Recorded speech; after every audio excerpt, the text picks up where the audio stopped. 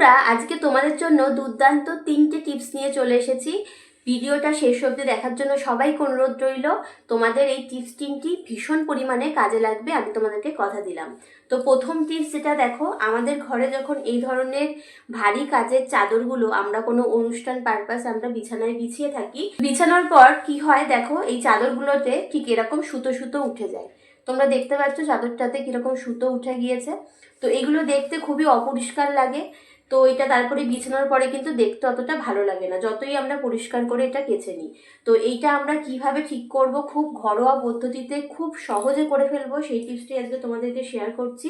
আমাদের কিন্তু এখন সবার ঘরেই বেশিরভাগ এই দাড়ি কাটার ট্রিমারগুলো থাকে। তো এইগুলো আমরা ব্যবহার করে কিন্তু করতে পারবো। এছাড়া যাদের ঘরে এই ইলেকট্রিকের ট্রিমারগুলো থাকবে না, তারা কিন্তু জিলেট গাইডের যে ট্রিমারগুলো পাওয়া যায় সেগুলো দিয়েও কিন্তু তোমরা করে নিতে পারো। তো দেখো, এটা দিয়ে তোমাদেরকে আমি আজকে করে দেখাচ্ছি কত সহজে হয়ে যায়, তো দেখে নাও।